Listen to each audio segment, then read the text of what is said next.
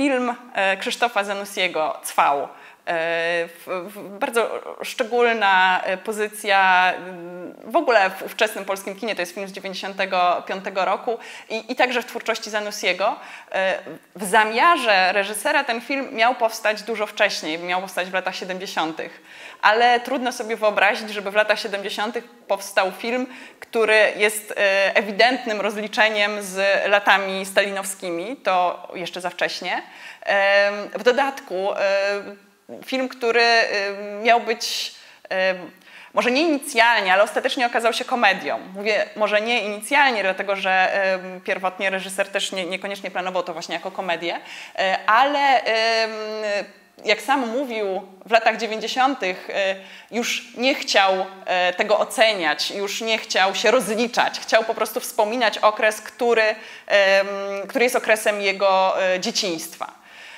Czyli jest to znowu film o pamięci, film w pewnym sensie idealizujący, no właśnie, ale tylko tak naprawdę w niewielkim stopniu okres, o którym opowiada. Bohaterem filmu jest mały 12, może 13-letni chłopiec imieniem Hubert, który stanowi, co zresztą wynikało z mojego wstępu, alter ego samego reżysera. W jakimś sensie, twierdzi Zanussi, film ten jest oparty na faktach. On miał takich krewnych, miał takich przyjaciół jak ci, którzy są w filmie przedstawieni. Hubert pochodzi z inteligenckiej rodziny, jego mama jest bibliotekarką. Ojca nie poznajemy, ojciec jest wielkim nieobecnym w czasie tego filmu. Został po wojnie na zachodzie, nie może wrócić. Przysyła paczki, których rodzina nie może przyjmować. I to właśnie z powodu szykan, z jakimi styka się główny bohater w swoim otoczeniu, zapada decyzja, żeby przenieść go do szkoły, do Warszawy, gdzie nikt go nie zna, gdzie będzie mógł zaczynać z czystym kątem. I w dodatku, jak się okazuje, gdzie trafia pod opiekę swojej przyszywanej ciotki Idy, granej przez Maję Komorowską. Jest to zresztą absolutnie niesamowita rola, która sprawia, że ten skądinąd bardzo dynamiczny film jest jeszcze bardziej dynamiczny. Ciotka okazuje się postacią nietuzinkową, przede wszystkim ze względu na swoją miłość do koni. I oto nagle film o czasach stalinowskich okazuje się filmem o problemie, jakim jest zorganizowanie w zgrzebnej rzeczywistości ówczesnego świata tak ekskluzywnej przyjemności jak klub jeździecki, w którym jeździ się wyłącznie dla sportu. A co więcej, jak się okazuje, ciotka jest osobą o dość nieokreślonej tożsamości, ponieważ bardzo długo trwa w filmie ustalanie przez małego Huberta, czy ciotka faktycznie ma siostrę bliźniaczkę, która jest w partii. Ostatecznie sprawa się wyjaśnia. Ciotka nie ma siostry bliźniaczki, wymyśliła sobie drugą tożsamość, żeby tym łatwiej było jej żyć, funkcjonować w biurokratycznej i no, niesłychanie opresyjnej rzeczywistości, jaka w tym filmie jest przedstawiona. Tak jak mówię, to jest komedia, ale w gruncie rzeczy ona cały czas gdzieś tam chwieje się na krawędzi bycia bardzo serio, bo problemy głównych bohaterów, dramaty, z jakimi oni się stykają, jakie stają się ich udziałem, dramat wreszcie małego Huberta, który rozpaczliwie tęskni do ojca i który w gruncie rzeczy przebywa na wygnaniu w Warszawie, są bardzo poważne. I Zanussi od czasu do czasu daje nam to do zrozumienia. W dodatku jest to szczególny rodzaj Bildungsroman, takiej powieści o dorastaniu, gdzie właśnie bohater dojrzewa, obserwujemy proces jego dojrzewania w tych trudnych okolicznościach. No a taką chęcią rozśmieszenia nas, co się zresztą bardzo dobrze udaje. Powiedziałam, że ten klub jeździecki, który marzy się ciotce i który pojawia się i znika w zależności od tego, czy udaje jej się kolejnymi trikami przechytrzyć ówczesną władzę, wprowadzić swoje konie do sportowej stajni, czy nawiązać odpowiednie kontakty, które pozwolą jej te konie gdziekolwiek utrzymywać, więc upadki i wzloty na tym tle rozmaite obserwujemy, które są zresztą znowu źródłem komizmu, ze szczególnie jakby wpadającą w pamięć sceną nielegalnego krycia klaczy, które ciotka, która świetnie radzi sobie w trudnych sytuacjach, złapana niemalże na gorącym uczynku, określa mianem gwałtu. Ten ogier po prostu się na nią rzucił, woła ciotka. To w gruncie rzeczy nie chodzi tylko o ten klub sportowy, czego jakby świadomość, czego jasność mamy od samego początku. Konie reprezentują w filmie pewien styl życia przedwojenny, kojarzący się z wyższą klasą społeczną. A więc tym bardziej z tego właśnie powodu tak trudno jest bohaterce wbić się ze swoją pasją w społeczeństwo, którym oczywiście wyłącznie z nazwy rządzić ma klasa robotnicza. Przecież jazda konna to nie jest sport, który uprawiałaby klasa robotnicza.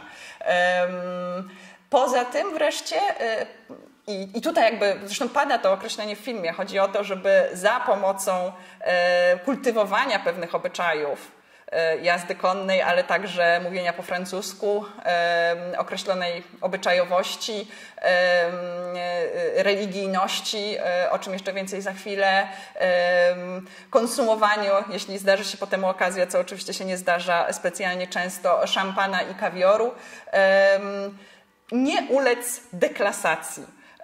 Zachować, i to znowu jest niemal dosłowny cytat z filmu, pewną substancję, którą uosabiają właśnie bohaterowie filmu. Mały Hubert, jego ciotka, rotmistrz i Ksawery, ludzie związani bezpośrednio z tym ciotkowym przedsięwzięciem.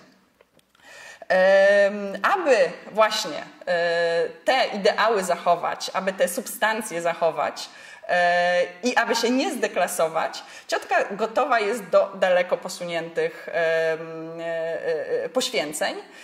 Jednym z nich jest oczywiście stworzenie sobie dodatkowej tożsamości, ale drugim, który przynajmniej w takim samym stopniu niepokoi głównego bohatera i jakby staje się jednym z takich osi przewodnich tego filmu, jest problem, łagodnie to ujmując, nieuczciwości, z jaką ciotka traktuje system. Na co oczywiście ma usprawiedliwienie, bo powiedzenie, że system był nieuczciwy, to eufemizm, był zbrodniczy. Ale ciotka zapisuje Huberta do świetnej warszawskiej szkoły, twierdząc, że jego ojciec został zabity w czasie wojny przez zbrojną reakcję. Inne tego typu stwierdzenia wygłasza, no właśnie po to, żeby osiągnąć swoje kolejne cele. Nie mamy tutaj jakby wątpliwości w jakimś sensie, że cele ciotki są słuszne. Problem właśnie polega na tym, jak Zanussi tutaj prowadzi ten wątek dochodzenia bohatera do świadomości dotyczącej tego, co się tutaj właściwie dzieje, dlaczego ciotka kłamie, czy wolno kłamać. Bo z jednej strony bohater tutaj bardzo takie pryncypialne zasady przeciwstawia kombinatorstwu ciotki. Z drugiej strony na jego wątpliwości tak naprawdę nie ma w ramach filmu innej odpowiedzi niż odpowiedź dydaktyczna. Chłopiec idzie ze swoimi problemami do księdza i dowiaduje się z grubsza tyle, że prawda jest jedna, co najwyżej mogą być książki, które ją w rozmaity sposób zafałszowują. Dowiaduje się również, to wskazówka praktyczna, że jeżeli nie chce skłamać, to powinien milczeć. Co oczywiście też jest jakiegoś rodzaju taktyką przetrwania.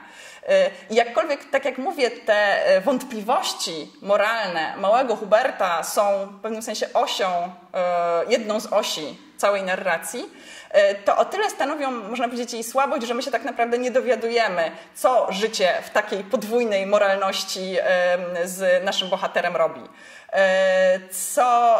Jakie są tego bezpośrednie skutki. odpowiedzi, które on otrzymuje, nie bronią się w jakimś sensie zarówno jako rozwiązanie jego wątpliwości, jak i w ogóle jako rozwiązanie jakichkolwiek wątpliwości, bo co to znaczy, że prawda jest jedna w sytuacji, w której sama ciotka jest postacią tak wielowymiarową i tak wieloprawdziwą i tak niejednoznaczną. To tak naprawdę nie jest żadna odpowiedź ani dla Huberta, ani dla odbiorcy tego filmu. Natomiast jakby w samej konstrukcji postaci, w samej konstrukcji zdarzeń otrzymujemy bardzo dużo bardzo ciekawego materiału, który właśnie może się stać punktem wyjścia do analizy postaw i do zastanawiania się właśnie nad tym, nad polską mentalnością tego okresu i jej dzisiejszą spuścizną, który to problem przecież nieustannie powraca w naszych dyskusjach, no bo oto ciotka w jednej z bardzo skądinąd dowcipnych i filmowych scen kradnie, czy też rekwiruje, czy też zabiera platynowe biodro, które nosiła w swoim ciele jej ciotka, weteranka spod Monte Cassino, a które to biodro formalnie należało do rządu Wielkiej Brytanii. I kiedy ktoś zgłasza się po to biodro z rządu Wielkiej Brytanii, ktoś z ambasady, ciotka jakby informuje, że pieniądze zostały już wydane, co jest prawdą jedynie częściową, ale ów kawior, o którym wcześniej wspominałam, i szampan to właśnie były efekty sprzedaży. A w dodatku, no więc nie ma jakby tutaj czego oddać, pieniądze wydane, sprzedane. Ależ to nieuczciwe, oburza się Brytyjczyk. Ciotka reaguje natychmiast. A Jałta to było uczciwe? A Sikorski to było uczciwe? To jest oczywiście super scena, która jest bardzo zabawna, ale która jak gdyby pokazuje pewien właśnie problem, który tak naprawdę gdzieś tam przez reżysera jest jedynie muskany i który być może też nie musi być jakoś specjalnie eksploatowany, w sensie nie musi być dokładniej moralizatorsko analizowany. Nie to byłoby tutaj jakby kwestią wątpliwą, tylko to, czy w ogóle trzeba było się brać za rozwiewanie tych wątpliwości, które właśnie Hubertowi w tak niesatysfakcjonujący sposób próbują rozwiewać kolejne moralne autorytety.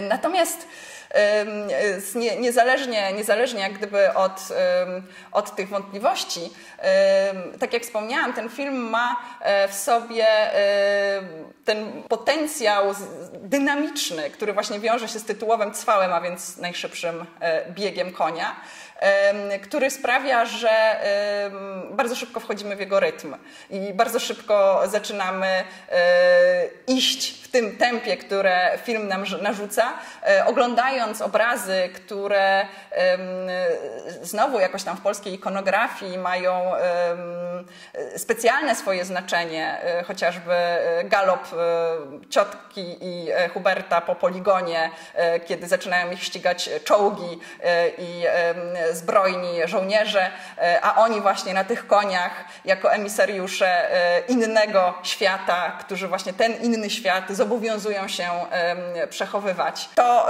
jakby takie elementy wizualne, które w tym filmie najsilniej zapadają w pamięć i właśnie, które są najbardziej filmowe, które decydują o jego powodzeniu. I tutaj warta też jeszcze, wydaje mi się, pewnej refleksji jest autotematyczna rama, którą filmowi nadaje Krzysztof Zanussi, bo o tym, że te wydarzenia, które film przedstawia, to wydarzenia z biografii samego reżysera, że on ten film właśnie traktuje jako do pewnego rzecz jasna stopnia utwór biograficzny, to wszystko jest w filmie powiedziane, w jego ostatniej scenie, w której kurtyna, można powiedzieć, opada i w której widzimy całą ekipę filmową, w której widzimy Krzysztofa Zanussiego, który mówi do nas już właśnie z tej perspektywy transformacyjnej, z perspektywy lat 90.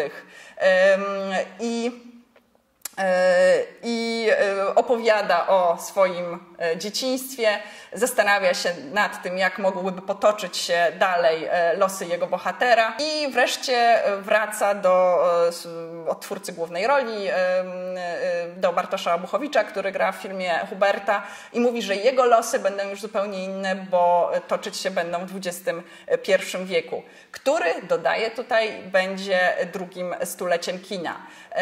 I jakby ta autotematyczna rama tutaj podkreśla znowu rolę filmu jako narzędzia pamięci, jako sztuki, która pozwala ożywiać przeszłość.